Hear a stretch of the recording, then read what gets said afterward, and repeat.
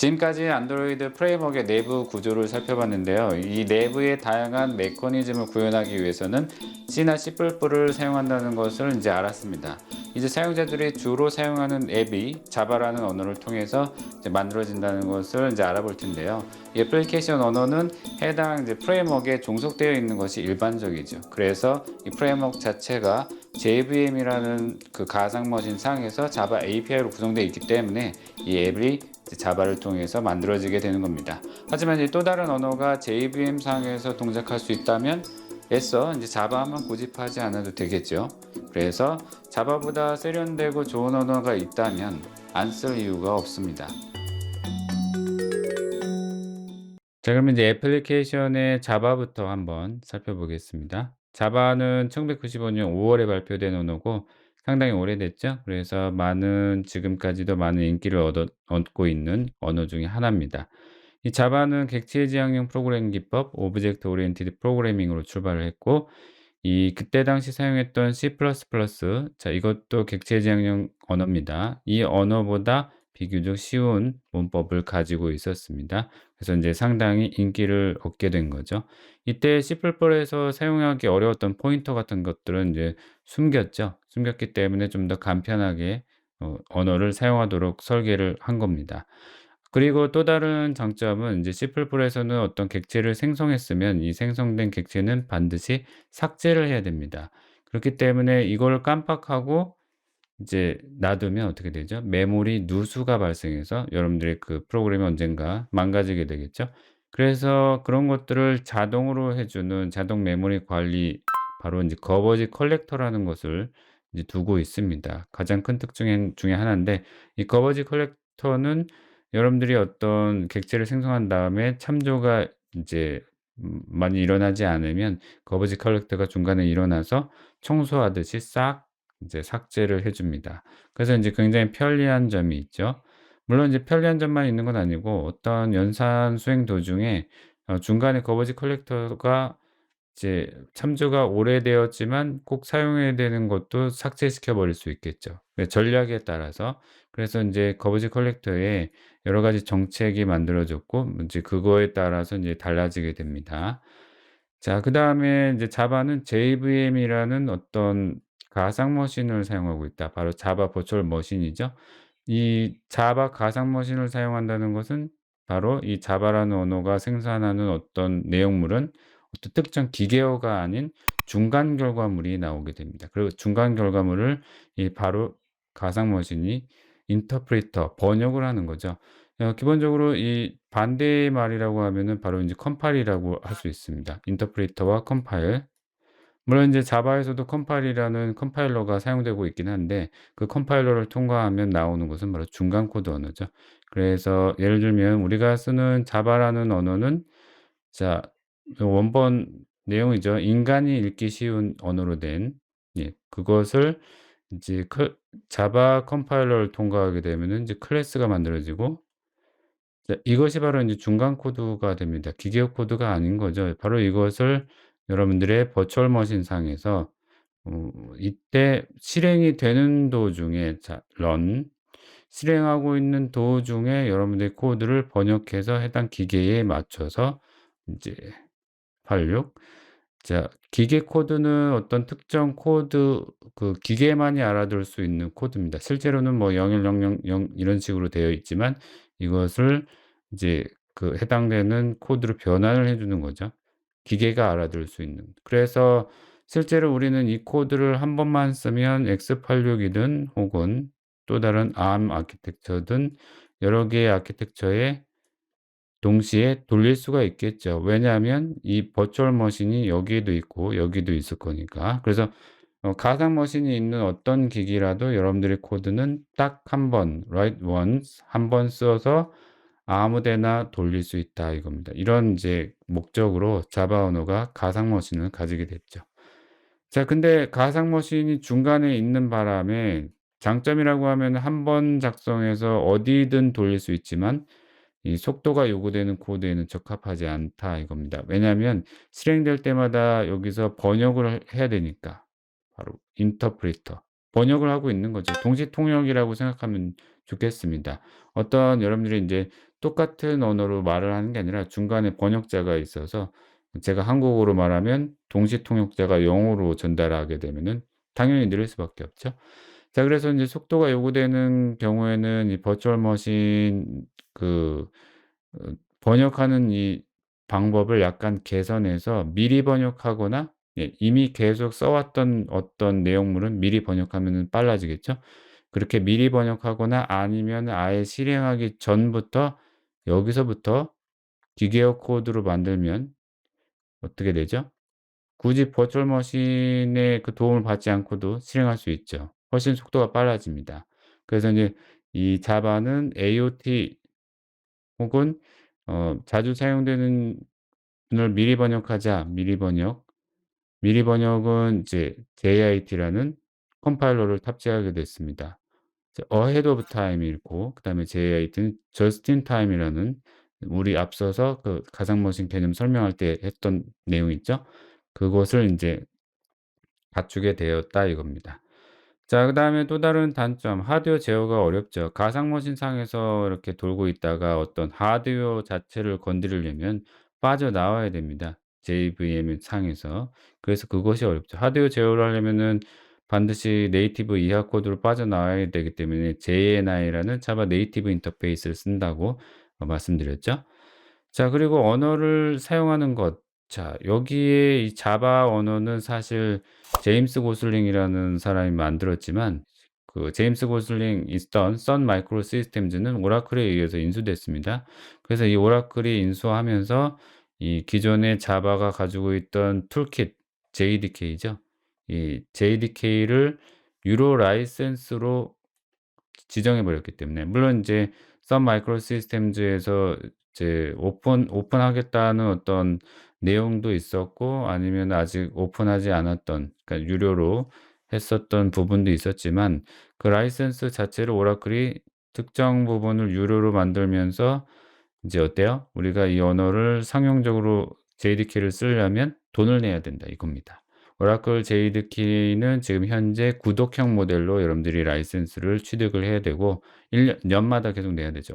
월 단위로 산정이 되지만, 그다음에 오픈 JDK라는 오픈 소스는 오라클이 여기 패치라든가 보안에 대한 것을 신경 쓰지 않는 대신에 다양한 서드 파티 회사가 이 오픈 JDK를 가지고 배포판을 만들어 주고 있습니다. JDK가 도대체 뭐냐? 자, 자바라는 언어, 자바가 가지고 있는 언어 문법이라든가 뭐 이런 것들은 사실 쓰는 것은 자유입니다. 하지만 그 언어를 통해서 사용되는 API들, 그게 다 여기 들어 있어요. API가 여기 들어 있고, 그다음에 또 컴파일러라든가 이런 툴들도 여기에 들어 있는 거죠. 그래서 그걸 쓰려면은 공짜가 아니라는 얘기입니다. 그래서 일단 한번 JDK가 어떻게 생겼나 한번 잠깐 들여다봅시다. 자, JDK를 보시면은 이렇게 다양한 이제 자바 컴파일러, 그다음에 자바 문서화 도구 등등, 압축 도구 등등의 툴을 포함하고 있고, 그다음에 API들입니다. 각종 API들, 특히 자바 FX UI를 만들어내는 것, 그다음에 얘도 마찬가지 UI 있죠. 그래픽 관련 부분. 그다음에 여기는 이제 각종 통신이라든가 기타 라이브러리들이 존재합니다. 이렇게 이제 JDK는 아주 거대한 라이브러리로 되어 있습니다. 그래서 이걸 쓰려면 돈을 내야 된다 이거죠. 그 안드로이드가 아무리 자기가 이제 구매에 맞춰서 다시 설계해서 만들었다 할지라도 아예 얘를 배제하고 만들 수가 없었습니다. 그래서 특정 부분이 아마도 이제 겹치는 부분이 있었겠죠. 그것 때문에 오라클은 현재 뭐예요? 아직까지도 구글과 계속 법적 공방을 벌이면서 "라이센스 피를 내놔라." 이거죠. 자, 그래서 이제 사실 구글이 아닌 한, 구글은 이제 직접 설계할 수 있는 능력을 갖췄기 때문에 사실 JVM도 그대로 쓰지 않고 어때요? 얘를 DVM이라는 달빅 버추얼 머신, 다르게 설계한 겁니다. 그래서 달빅 버추얼 머신을 사용하기도 했고, 얘를 개선해서 ART라는 안드로이드 런타임 환경을 만들어 내기도 했습니다. JVM을 안 쓰는 거죠, 오라클의 JVM은. 그다음에 인제 디벨롭먼트 킷도 마찬가지로 오픈 JDK를 우리가 인제 사용을 해서 이제 빌드를 할 수가 있습니다. 자, 이게 이제 JDK의 모습이었죠. 자 그래서 실제로는 이제 여러분들이 어떤 걸 쓰느냐에 따라서 달라지겠지만 이제 저는 이제 오픈 JDK를 써라. 그래서 인제 그 서드 파티 회사 중에 그 줄루라는 게 있습니다. 그 줄루 배포판을 저는 인제 추천을 하고 있죠. 자 그다음에 이제 비교적 오래된 언어기 때문에 단점이라고 하면은 코드가 너무 장황합니다. 계속 지속적으로 사용되는 코드 바로 보일러 플레이트라고 합니다. 보일러 플레이트는 꼭 필요한 내용이긴 한데 항상 들어가는 문구들 있죠. 그런 것을 인제 보일러 플레이트라고 합니다. 그 보일러 플레이트 코드가 너무 많으면 좋지 않은 언어가 되겠죠.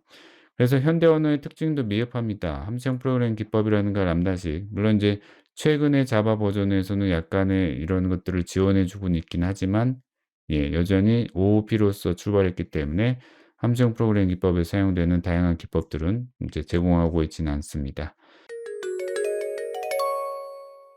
자 그다음 언어의 모바일 앱으로 많이 사용되고 있는 이제 리액트 JS나 리액트 네이티브를 가리키는데 리액트 JS는 사실 인제 웹 환경이 필요합니다. 그래서 CSS와 HTML과 같이 사용되는 형태로 작동을 합니다.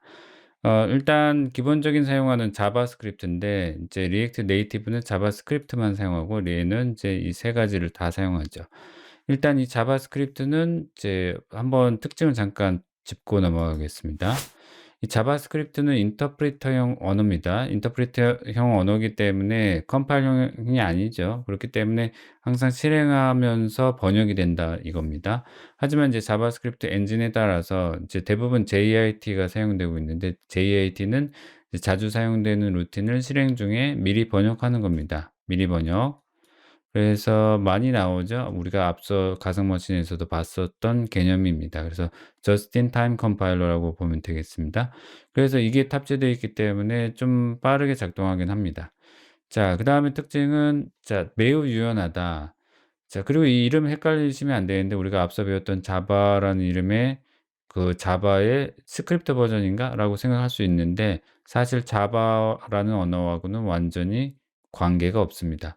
이때 인제 자바스크립트가 나오게 된 때에 자바가 굉장히 인기 있었기 때문에 '나도 한번 인기를 얻어보자.' 해서 그냥 붙인 이름이죠. 그때 이 이름을 붙인 경영진이 붙인 좀 바보 같은 이름이었죠. 하지만 인제 가장 많이 사용하는 그 언어 중에 하나가 됐습니다, 자바스크립트. 이제 자바와는 관계가 없다. 자 그러면 매우 유연한 문법을 가지고 있는데 바로 이제 객체 지향형과 함정 프로그래밍 기법을 다 지원을 하고 있고 유연하다는 것은 오래전부터 사용돼서 지금까지 각종 문법이 계속 추가됐습니다, 버전이 거듭하면서. 그렇기 때문에 매우 유연한 문법은 장점이기도 하지만 단점이기도 하죠. 왜냐하면 A라는 사람의 그 문법 스타일과 B라는 사람의 문법 스타일이 서로 틀린다고 봅시다. 자 객체 지향인데 서로 한 사람은 함수로 한 사람은 클래스라는 키워드를 썼습니다.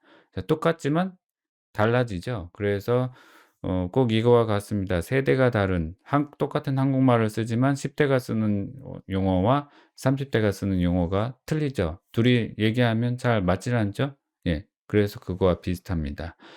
같은 언어지만 너무 유연한 문법이 있기 때문에 프로그래머마다 그 스타일이 달라질 수 있다.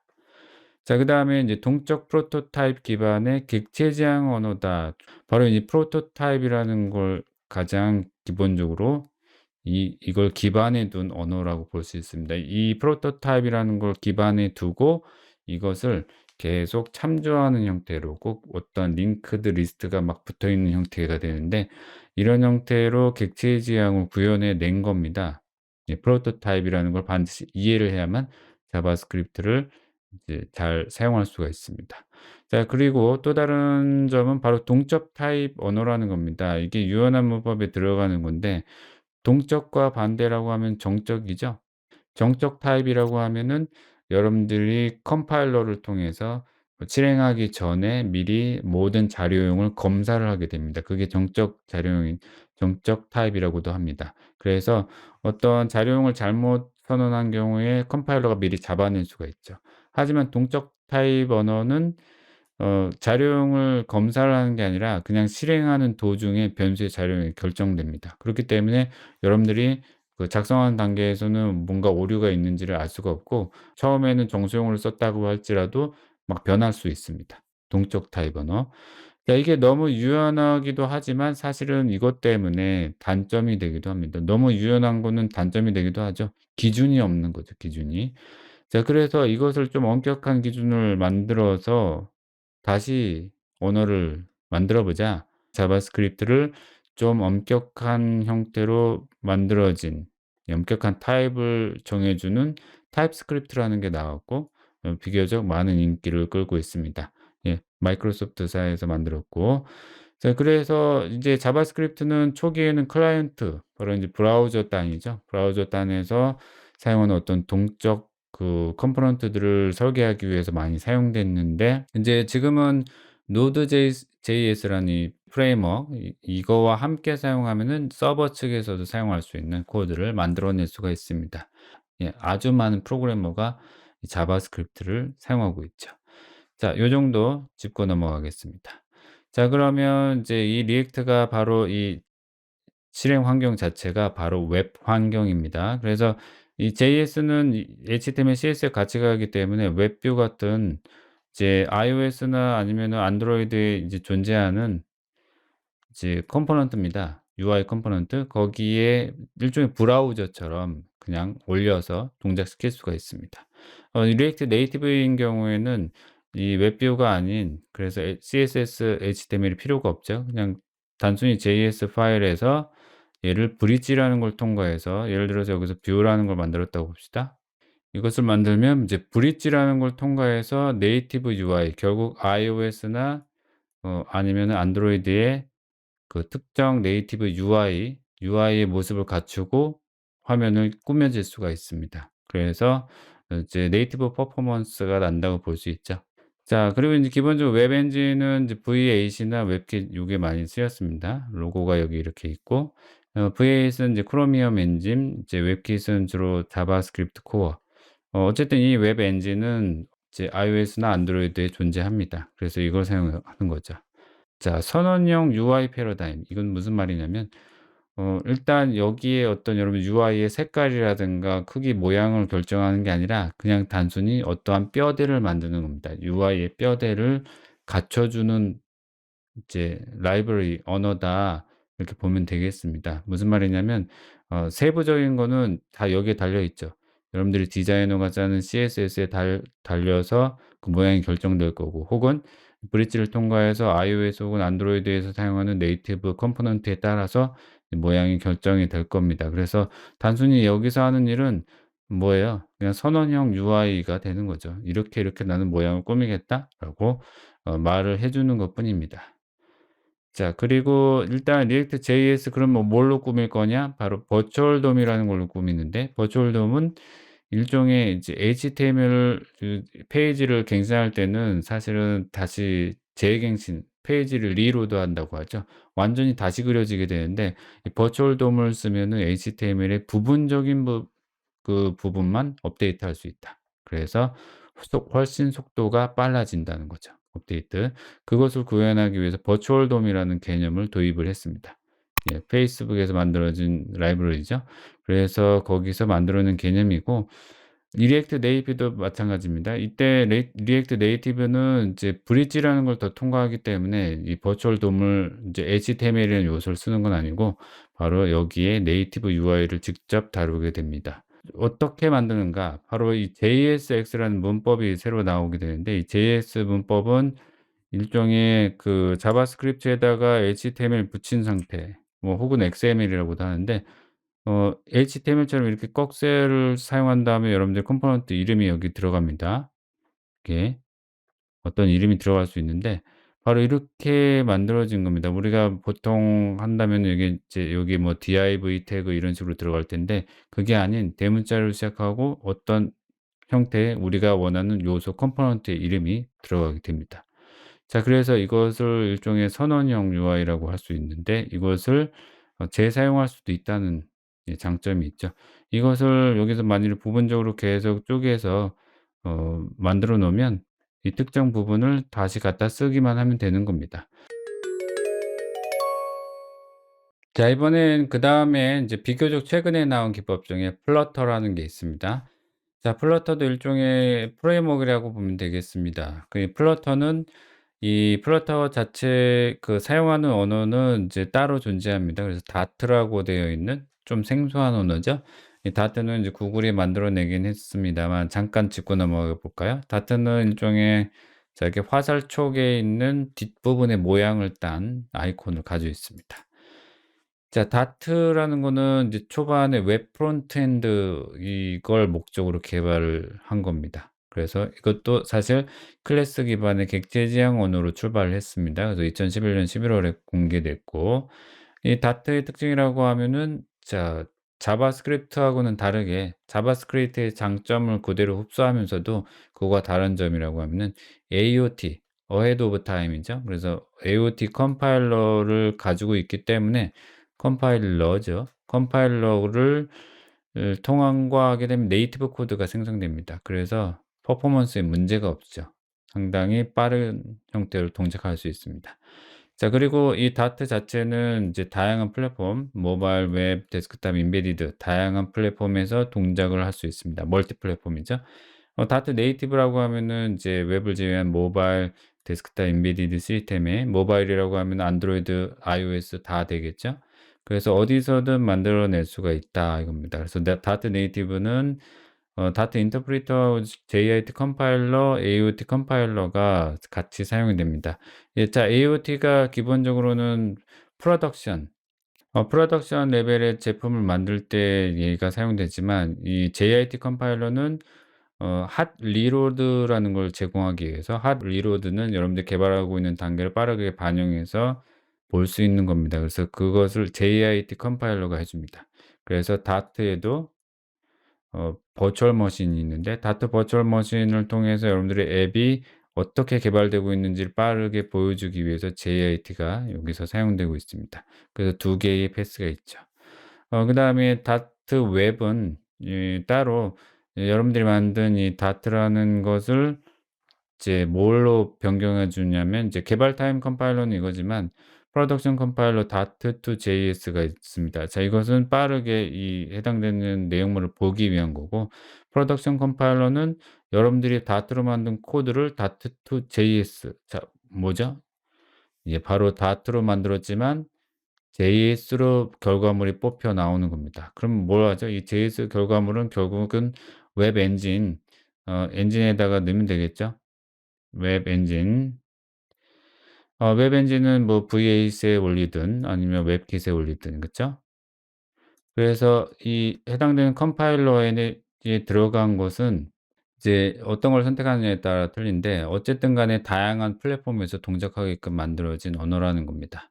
물론 이제 다트가 2018 년에는 공부하지 말아야 될 언어 최상위에 있긴 했습니다만 이 플러터라는 이제 프레임워크 때문에 인기가 지금은 이제 상당히 올라갔습니다. 그다음에 자바스크립트는 동적 타입을 제공했었죠.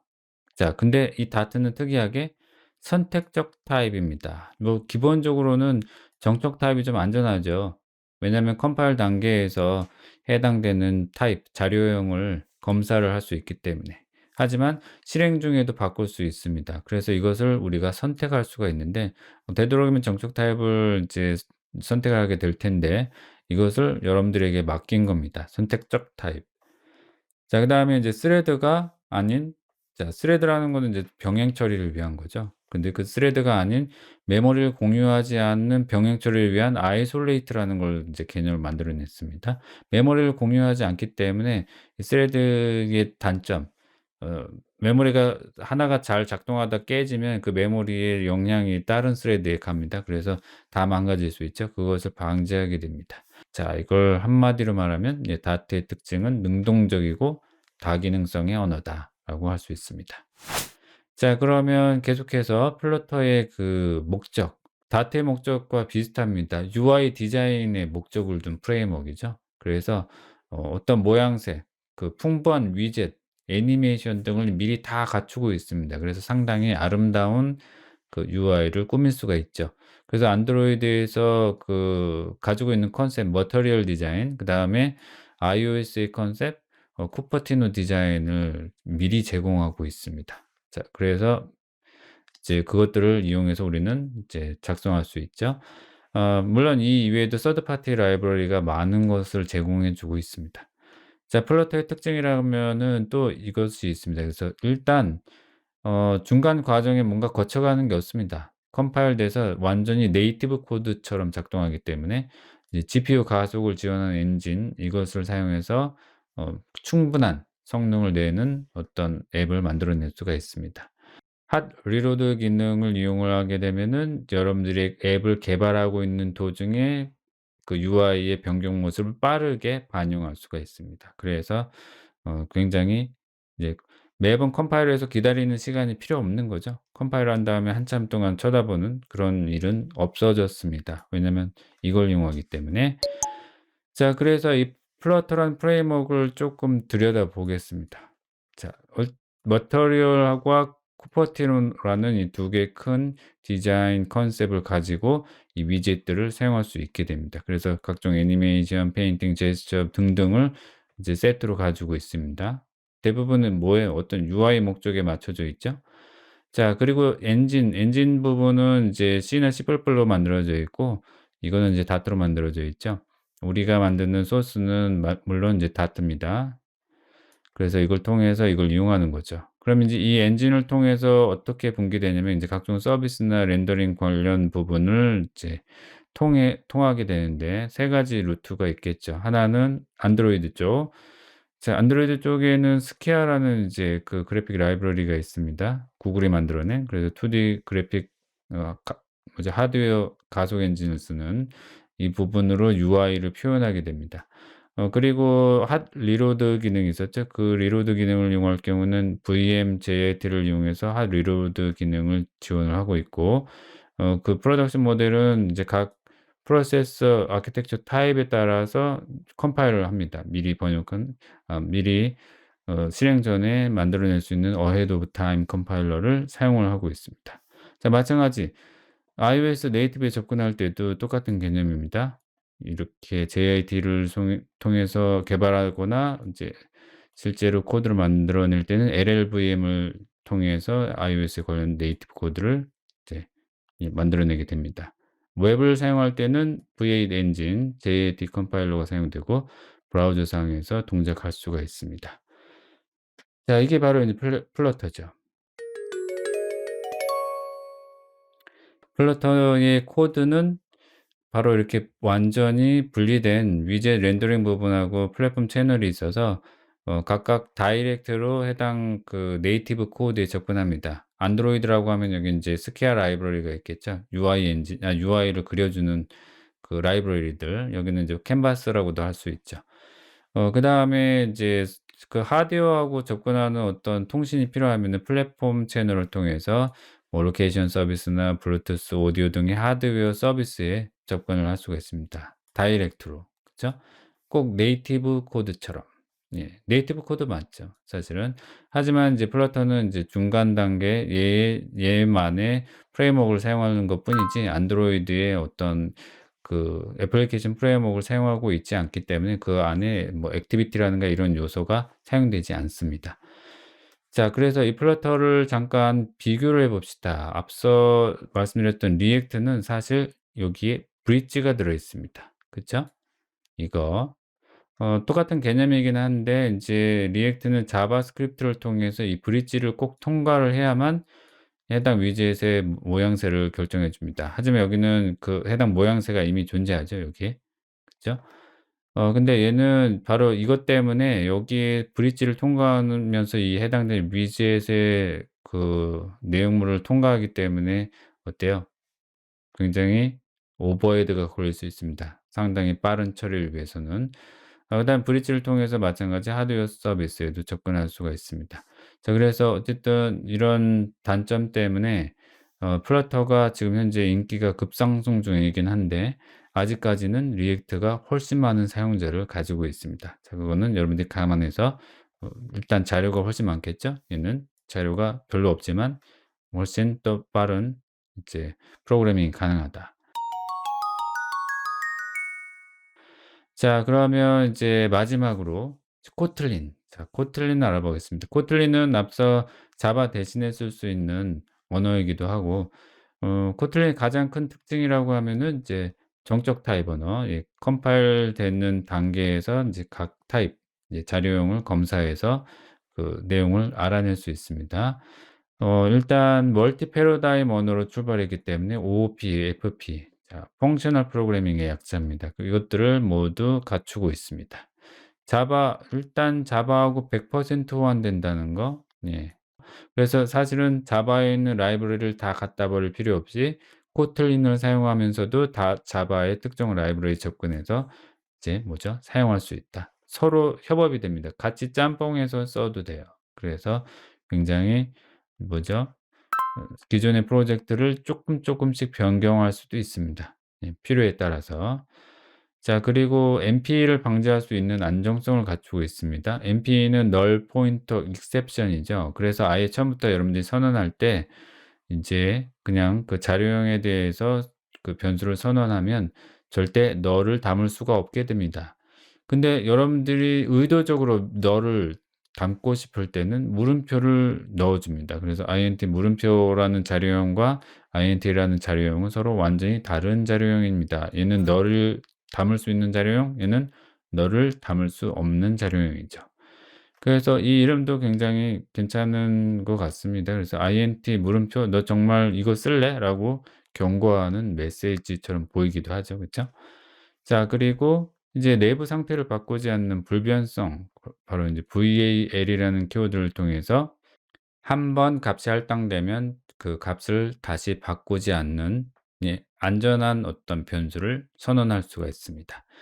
자, 그다음에 코드의 간결성. 코드가 자바처럼 아주 장황하지가 않고 코드를 짧게 요약해서 이렇게 작성할 수 있습니다. 이건 직접 이제 코드를 봐야만 느껴질 수 있는 건데 일단 특징은 요 정도 설명하겠습니다. 그다음에 자유롭게 확장 가능한 확장성. 바로 이제 확장 함수는 기존 클래스 구조를 망가뜨리지 않고도 그 해당되는 클래스에 확장시켜서 뭔가 구현해 낼 수 있는 개념입니다. 자, 그다음에 이걸 잘 활용하면, 자, 도메인 스페시픽 랭귀지라는 이제 특수한 형태의 구조를 우리가 만들어서 전혀 색다른 형태의 언어 자체도 우리가 만들어낼 수가 있습니다. 그래서 이것도 직접 경험해 보면 굉장히 편하다는 걸 알 수 있는데, 뭐 특징은 요 정도 정리하겠습니다. 그다음에 코르틴. 자, 마찬가지 기존의 스레드는 좀 불안하고 불안정한, 이제 우리가 다루기 아주 어려운 형태의 개념인데 이것을 다루기 쉬운 코르틴이라는 걸 사용해서 이제 다중수행, 그것들을 이제 처리해 줄 수 있는 개념을 제공하고 있습니다. 자, 그다음에 마지막으로 멀티 플랫폼. 자, 이 코틀린 자체가 사실은 안드로이드 개발만을 위해서 만들어진 건 아니고 바로 멀티 플랫폼을 목표로도 하고 있습니다. 그래서 기존의 안드로이드는 사실 자바 거성 머신상에서 돌아야 되기 때문에 JVM 붙은 코틀린 JVM 버전을 쓰는 겁니다. 그래서 컴파일이 되고 나면 이제 자바와 같은, 자바에서 컴파일이 되고 나면 중간 코드 나오죠? 그거하고 똑같은 코드가 만들어집니다. 그래서 역으로 얘를 역 어셈블 해 보면 여기에 자바 코드가 들어있는 것과 같아요. 그래서 인제 코틀린으로 이제 해당되는 JVM 상에 돌릴 수 있었던 이유가 바로 이거죠. JVM 버전의 내용물의 결과물을 산출하기 때문에. 하지만 이것을 이제 자바스크립트 버전의 컴파일러로 인제 올리면 얘는 웹 엔진에다가 넣을 수도 있고, 그죠? 그다음에 네이티브라는 걸 인제 감이 오시죠? 네이티브라는 요 컴파일러에 올리면 얘는 인제 LLVM을 통해서, LLVM은 사실 이 컴파일러 크로스 컴파일러 그 개념이 됩니다, LLVM 컴파일러는. 그래서 플랫폼의 독립적인, 플랫폼에 어떤 의존된 게 아니라 독립적인 코드를 만들어내게 됩니다. 그래서 이 독립적인 코드는 어떤 플랫폼이든 이제 올릴 수가 있죠. 그게 iOS든 뭐 여러분들이 뭐 리눅스든 윈도우즈든. 그래서 이 멀티 플랫폼이라고 하는 건 바로 이걸 다 합쳐서 부르는 말입니다. 그래서 이걸 좀 더 설명하면 이걸 다 합쳐서 멀티 플랫폼이라고 부르고, 뭐 이 멀티 플랫폼은 이제 여러분들이 공통적인 코드 부분만 신경 써서 만들고 비즈니스 로직으로 의존된 코드는 따로 존재하겠죠. 그래서 의존된 코드는 뭐 여러 가지 서버, 웹 등등이 있을 거고 이제 우리가 여기에만 신경 써서 만들자 이겁니다. 그럼 나머지는 알아서 얘가 다 해 주겠다 이거죠. 자, 그럼 이제 정리해 보겠습니다. 자바는 자바 애플리케이션 프레임워크를 이용해서 JVM상에서 동작하는 이제 중간 코드를 만들어냅니다. 그래서 이 코드를 만들려면 JDK가 필요한데 이 자바 개발 도구, 이 툴과 라이브러리를 같이 포함해서 JDK라고 하고 있고 JDK는 오라클 JDK와 오픈 JDK로 나뉩니다. 오라클 JDK는 라이선스에 대한 구독료를 내야 되고 오픈 JDK는 이제 자유롭게 사용할 수가 있습니다. 자바는 이 가상머신상에서 동작하는 그 특성 때문에 컴파일 단계에서 완전한 기계어 결과물이 아니라 중간 코드를 만들어내서 이것을 이제 가상머신상에서 실행하는 거죠. 자, 그래서 이게 느릴 수밖에 없기 때문에 이 느린 단점을 해결하기 위해서 AOT나 JIT 컴파일러가 나왔습니다. AOT는 앱이 실행 전 기계어로 번역돼서 설치되는 과정이 들어가서 꼭 네이티브 웹처럼 이제 작동을 할 수 있습니다. JIT는 이제 실행 중에 자주 사용되는 루틴을 번역해서 미리 이제 실행할 수가 있습니다. AOT는 앱의 사이즈가 커지는 단점이 있고 JIT는 번역 전에 최초 실행에서 느릴 수밖에 없겠죠. 자, 이제 네이티브 계층입니다. 자, 이 네이티브 계층에서는 접근을 하려면 구글에서 제공한 NDK라는 툴킷을 통해서 접근을 하거나 자, NDK 툴을 사용하면 SO 라이브러리 그래서 네이티브의 C++ 영역에 접근을 할 수가 있습니다. 혹은 여러분들 자바의 JNI를 통해서 빠져나와야 되겠죠. 자, JNI라는 자바 네이티브 인터페이스를 통해서 자바에서 존재하는 코드가 바로 네이티브의 코드에 접근할 수가 있습니다. 바로 JNI를 이용해서. 자, 이제 디바이스 영역으로 가봅시다. 디바이스는 리눅스 커널에 있고 이 리눅스 커널에 있는 이 영역은 완전히 모드가 달라지게 됩니다. 이 위는 유저, 그 다음에 밑에는 시스템 모드죠. 그러면 여러분들이 이 유저 모드에서 시스템 모드를 바꾸기 위해서는 바로 이 HAL이라는 영역에서 시스템 콜이라는 걸 통해서 이 안으로 진입을 해야 됩니다. 시스템 콜은 일종의 소프트웨어 인터럽트를 호출시키는 특수한 함수들입니다. 그래서 C 라이브러리 존재하고 이것을 통해서 디바이스에 접근해서 디바이스 관련 코드를 구동시킬 수가 있죠. 만일에 여러분들이 스마트폰 이외에 특정 기계를 만들고 거기에 이제 안드로이드를 올리고자 한다면 당연히 리눅스 커널과 라이브러리 계층을 다룰 수 있어야 됩니다. 그래서 플랫폼 개발자라고 할 수 있죠. 만일에 리눅스 커널만 다루게 된다면 디바이스 드라이버 개발자입니다. 자, 그럼 이제 코틀린으로 가볼까요? 자, 코틀린은 자바가 하는 일을 그대로 모든 것을 다 할 수 있습니다. 그래서 그대로 애플리케이션 프레임워크를 이용하고 그 다음에 코틀린 JVM이라는 걸 통해서 마찬가지 이 버추얼 머신 상에서 동작할 수 있습니다. 자, 근데 이 코틀린 만일 여러분들이 iOS나 안드로이드 두 플랫폼에서 동작하는 멀티 플랫폼 앱을 개발할 예정이라면 자, 여기에 있는 리액트 네이티브나 플러터 그 다음에 코틀린 멀티 플랫폼을 생각해 볼 수 있습니다. 자, 현재 가장 많은 사용자와 리소스를 보유하고 있는 리액트 네이티브. 이 리액트 네이티브는 자바스크립트로 개발하게 됩니다. 그래서 자바스크립트는 굉장히 오랜 기간 동안 개발되면서 이제 ES5나 ES6 같은 문법이 이제 계속 추가되면서 변하고 있죠. 그래서 이에 따라서 상당히 자유로운 유연성을 가지게 됐는데 오히려 이 유연성이 프로그래밍을 좀 어렵게 하고 있습니다. 리액트 네이티브는 자바스크립트 기반의 JSX라는 자바스크립트와 HTML 혹은 XML이 합쳐진 문법을 추가로 가지게 됩니다. 그래서 UI 컴포넌트를 아주 빠르게 작성할 수 있고 그 HTML상의 부분적인 코드를 재빠르게 업데이트할 수 있습니다.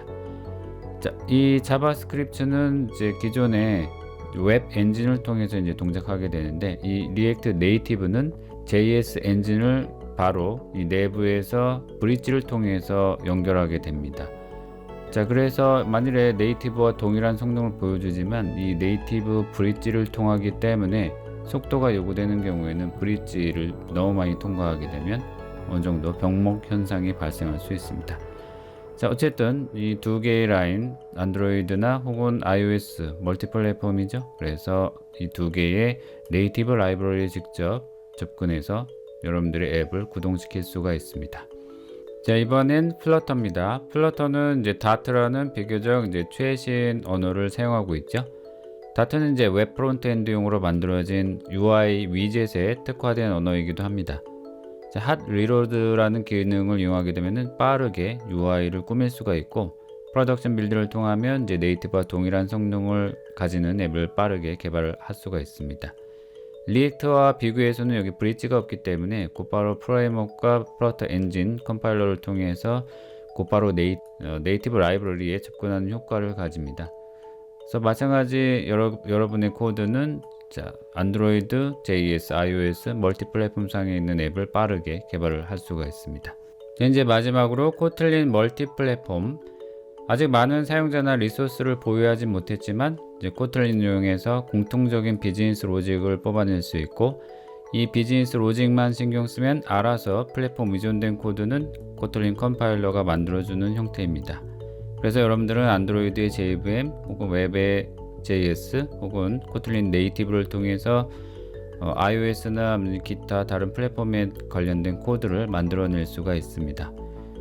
또 하나 이제 리액트 네이티브와 플러터의 단점, 플러터나 리액트 네이티브는 이제 기존의 브릿지를 사용한다거나 아니면 또 다른 프레임워크가 필요하게 되는데, 그 단점을 해결하면서도 완벽하게 멀티 플랫폼 코드를 만들어낼 수 있기 때문에 앞으로 이제 멀티 플랫폼 개발 언어로 인기로 끌 것으로 예상이 됩니다.